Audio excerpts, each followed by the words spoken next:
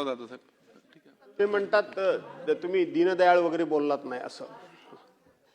अध्यक्ष महोदय, आणि म्हणून माझा मुद्दा हा आहे अध्यक्ष महोदय की महिलांना पुढे नेणं ही तर काळाची गरज आहेच. ती पुढे नेण्याचं काम आपण करतोच आहोत.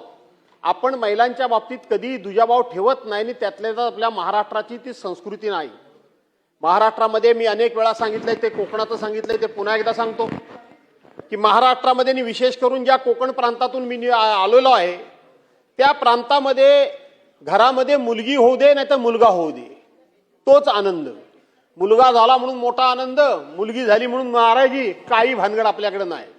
घरामध्ये मुलगी मोठी असू दे नाहीतर सूनबाई मोठी असू दे, जे सुनेचे लाड, आपल्या मुलीचे लाड ते सुनेचे लाड. सून आणि मुलगी आपल्यामध्ये भेदभाव कधीही नाही. आपल्याकडे हुंडा तर नावाला कोण कधी मागत नाही. 5 पैसे सुद्धा कोण हुंडा आपल्याकडे मागतं का? कोणी मागत नाही. कोकणामध्ये स्त्री भ्रूण हत्या आहे का? अजिबात स्त्री भ्रूण हत्या नाही.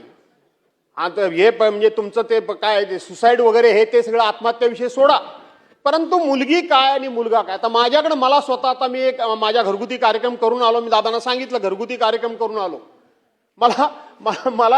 मला 9 नाती आणि 4 नातू, 9 नाती आहेत आणि 4 नातू आहेत.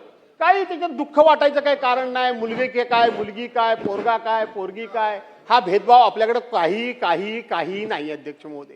आणि म्हणून आपण हे विधेयक आणलं, याला तर आम्ही समर्थन देतोच आहोत, याला विरोध करण्याचं काही कारण नाही. पण आपण ह्या विधेयकाची अंमलबजावणी कशी करणार आहोत? का आम्ही फक्त आज महिलांचं विधेयक मंजूर केलं म्हणून आमचं वाहवा, कौतुक आणि महिलांकडून आम्हाला शाबासकी मिळवून घेण्या पुरेसं हे विधेयक होणार आहे? की या विधेयकाची अक्षरशः अंमलबजावणी कशी होणार आहे ती तुम्ही सांगितली पाहिजे मंत्री महोदय. 1/2 एकर जमीन ही महिलांच्या नावावर असेल, या देशातल्या प्रत्येक नागरिकाच्या नावावर 1/2 एकर जमीन असेल तरच तो शेतकरी म्हणून व्याख्येमध्ये बसतो, नियमामध्ये बसतो, कायद्यामध्ये बसतो. त्यामुळं या महिलांना प्रत्येक आणि तुम्ही शहर आणि ग्रामीण भागाकरता एकच कायदा आणलेला आहात, वेगवेगळा कायदा नाहीये. त्यामुळं शहरामध्ये सुद्धा तुम्ही 1/2 एकर जमीन महिलांना द्याल आणि मग मामा वा मामा वा मामा वा मामा वा मामा. कधी तुम्ही लाडके भाऊ होता, भाऊबीज घालू म्हणजे पदरात पाडून घेता का भाऊबीज देता याचा पत्ता लागत नाही. त्या 1500 रुपयाकरता 2,53,00,000 महिलांना 1500 रुपये दिलेत. 2,53,00,000 महिलांची मतं घेतलीत, त्यांच्या कुटुंबियांची मतं घेतलीत आणि आता त्यातल्या 81 लाख महिला कमी करून टाकल्या. 85 लाख ना, आणि 15,000 पुरुष कमी करून टाकले. आणि आता तुम्ही त्याच्यावर काय सांगता की त्यावेळेला कागदपत्र योग्य प्रकारे भरून घेतली नाहीत. तेव्हा निवडणूक होती डोळ्यासमोर, तेव्हा सरसकट पैसे फक्त दिले. सरकारी तिजोरीतून द्यायचे होते, स्वतःच्या खिशातले द्यायचे नव्हते. आणि सरकारी तिजोरीतून पैसे देऊन मतं मात्र आपल्या पदरात पाडून घ्यायची होती. आता तसंच काय होणार आहे का मामा? याचा विचार तुम्ही या ठिकाणी करण्याची गरज आहे. त्यामुळं रामायणातली, महाभारतातली पूर्वीची कुठली तरी उदाहरणं देऊन महिलांचा उदो करून महिलांच्या पदरामध्ये काही पडणार नाही. दुसरी गोष्ट मामा, बरेच वर्षांचा माझा एक अध्यक्ष महोदय, आपल्यालाही कदाचित तो भेडसावत असेल असं मला वाटतं. माझी विनंती आहे आमच्या महिला भगिनींना आणि समस्त महाराष्ट्रातल्या महिला भगिनींना की कुठलाही प्रकारचा गैरसमज करून घेऊ नका. काय झालंय की आपल्या माहेरच्या प्रॉपर्टीवर, सासरच्या नाही, माहेरच्या प्रॉपर्टीवर मुलाबरोबर मुलीचं नाव लागतं. तुम्हाला माहित आहे, मुलाबरोबर मुलीचं नाव लागतं आणि मुलगी सुद्धा तेवढीच त्याची सहहिस्सेदार होते. ही होत असताना दत्ता मामा भरणे मंत्री महोदय, याचा एंड कुठे आहे? याचा एंड कुठे आहे? त्या मुली पुरेशी ती नावं खात्यावर राहतात का तिच्या मुलाची, त्याच्या मुलाची, त्याच्या मुलाची? वास्तविक पाहता माझं गाव समजा चिपळूण तालुक्यामध्ये आहे आणि माझी बहीण तिकडे कुठे गुजरातला दिली असेल, राजस्थानला दिली असेल, नाहीतर मुंबईत दिली असेल, नाहीतर आमच्या कोल्हापूरला दिली असेल, नाहीतर आणखीन विदर्भात दिली असेल. ती तिकडे राहते आणि तिला आपल्या जमिनीतला काही हिस्सा जाणार आहे. मग त्याची देखरेख कुणी करायची? त्याची पाहणी कुणी करायची? त्याचा दस्त कुणी भरायचा? ती मी का करू? कारण शेवटी माझा हक्क तिच्यावर आता राहणार नाहीये, त्या बहिणीचा हक्क राहणार आहे, तिच्या मुलांचा हक्क राहणार आहे. आणि म्हणून कायद्यामध्ये माझ्या माहितीप्रमाणे मी अनेक महसूल अधिकाऱ्यांना विचारलं की ह्याचा एंड काय? कुठल्या पिढीपर्यंत, कुठल्या जनरेशन पर्यंत ह्याचा एंड आहे, याचा एंड कधीतरी असला पाहिजे असं मला वाटतं. पण त्याचा एंड नाहीये. आणि एंड नाहीये म्हणून मामा फॅमिली डिस्प्यूट आणि हे प्रॉपर्टीचे डिस्प्यूट खूप मोठ्या प्रमाणामध्ये वाढतायत. तुम्ही मला उत्तर हे द्याल की तुम्ही हक्क सोडपत्र करून घ्या, हे तुम्ही मला सांगाल. हक्क सोडपत्र गोणी गुलाबीत झालं तर बरी गोष्ट आहे, नाही झालं तर काय? कायदा काय सांगतो? कायद्यामध्ये तरतूद काय? हक्क सोडपत्र वगैरे हे चांगला समन्वय आणि संबंध आणि एकमेकाच्या समन्वयातून हे गोष्ट घडू शकते. पण कायदा काय सांगतो? कायदा याला कुठेही थांबवत नाही. आणि म्हणून या संदर्भामध्ये सुद्धा तुम्हाला एकदा कधीतरी ठरवावं लागेल. मी विरोधात नाही, महिलांना किंवा बहिणींना हिस्सा देण्याच्या विरोधात नाही, बहिणींच्या मुलांना हिस्सा देण्याच्या विरोधात मी नाही. पण ते कुठे आहेत, ते कुठे येऊन पाहणी करतात? आज आमच्या कोकणामध्ये बघितलं तर खैरासारखं लाकूड आहे, प्रचंड प्रमाणामध्ये खैर पिकतो, मोठ्या प्रमाणामध्ये पैसे मिळतात. आणि मग पैसे मिळतात तर पैसे मिळतात म्हणून भागीदारी मागायची, पण त्याची राखण कोणी करायची? चोऱ्या सुद्धा तेवढ्याच प्रमाणात होतात. मग चोऱ्या झाल्यानंतर त्यांना बंधन कोणी करायचं? त्यांना बंधन करण्याची जबाबदारी कोणाची? राखण करण्याची जबाबदारी कोणाची? त्याचे दस्त भरण्याची जबाबदारी कोणाची? याचा विचार कधीतरी करण्याची गरज आहे. आणि म्हणून कायदा करताना त्याचे दूरगामी परिणाम काय होणार आहेत याचा विचार करण्याची गरज आहे. आपण मच्छी मारणं याच्यामध्ये घेणार आहात. मच्छी ह्या मासेमारी ह्या व्यवसायाला आपण शेतीचा दर्जा दिलेला, मी आपल्याला धन्यवाद देतो. पण अजूनही मासेमारी व्यवसायाला आपण शेतीचा दर्जा दिला म्हणजे नेमकं काय केलं याचं डेफिनेशन नक्की नाही, याचं डेफिनेशन ठरलेलं नाही. मासेमारीमध्ये गोड्या पाण्यातली मासेमारी आणि खाऱ्या पाण्यातली मासेमारी हे दोन प्रकार आहेत. खाऱ्या पाण्यातली मासेमारी ही दोन प्रकार आहेत आणि इनलँड फिशिंग हा एक दुसरा प्रकार आहे आणि गोड्या पाण्यातली मासेमारी हा तिसरा प्रकार आहे. आपण याला शेतीचा दर्जा दिला म्हणजे नेमकं काय केलं याचं कुठेही खुलासेवार अशा प्रकारची माहिती नाही. आणि खुलासेवार त्या संदर्भामध्ये माहिती मिळावी अशा स्वरूपाचा कायदा, अशा प्रकारचा GR, अशा प्रकारचं नोटिफिकेशन जे आपल्याकडून निघायला पाहिजे ते निघालेलं माझ्या माहितीप्रमाणे नाही. निघालं असेल तर सभागृहाला तुम्ही अवगत करा, निघाला असेल तर त्याला सभागृहाला तुम्ही अवगत करा.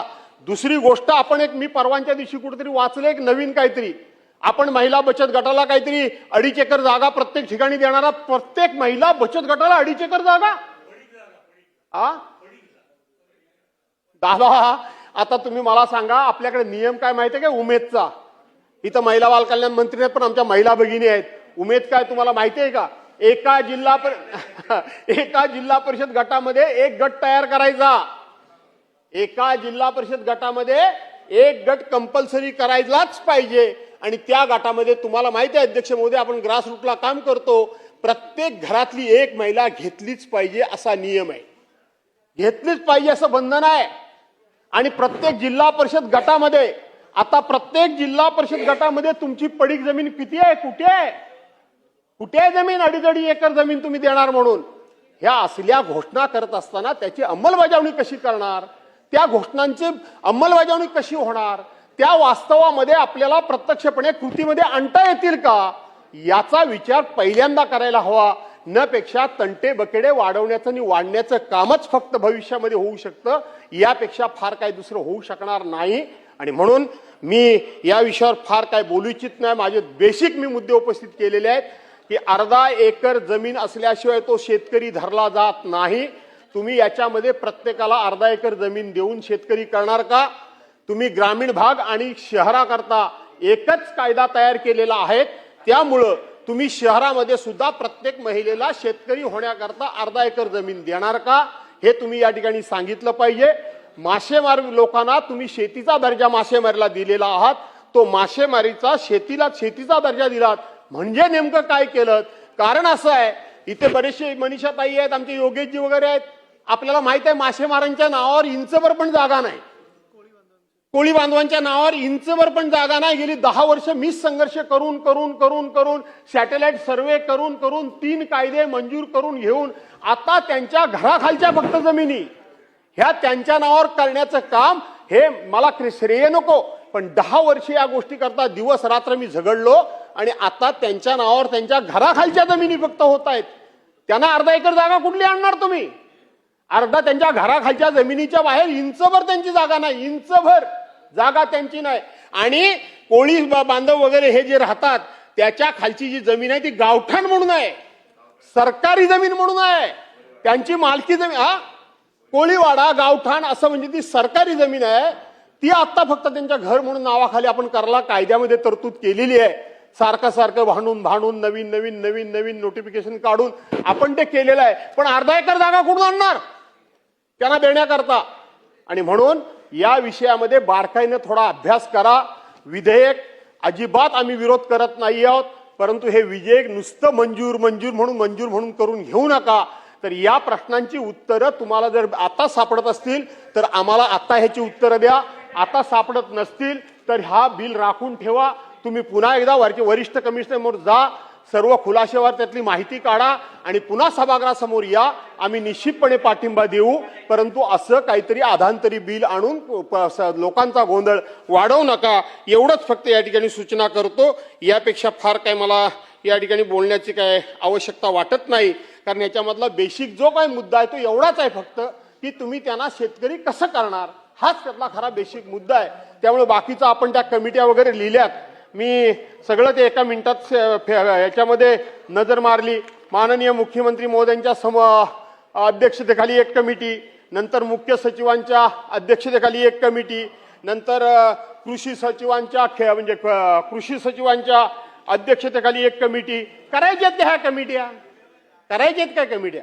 तुम्हाला जर त्यांना शेतकरी म्हणूनच जर घोषित करायचं असेल तर या सगळ्या कमिट्या काढून वेळ काढून करणं आणि अधिकाऱ्यांच्या समोर जी हुजूर करून त्या सामान्य माणसाला सकाळ संध्याकाळ खेपा घालायला लावण्यापेक्षा सरकारनं कायदा इथं करतंय.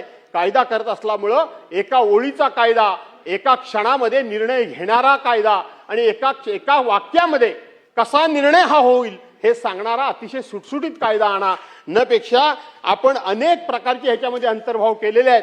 त्यामुळे ह्या कायद्याची अंमलबजावणी होण्याच्या ऐवजी गुंतागुंत जास्त होईल आणि म्हणून ती गुंतागुंत वाढण्याच्या ऐवजी तुम्ही हा कायदा सहज सोपा, सहज सुलभ आणि महिलांच्या सोयीचा कसा होईल एवढाच विचार करावा. आमचा ह्याला पाठिंबा आहे. एवढंच बोलून थांबतो. धन्यवाद अध्यक्ष महोदय.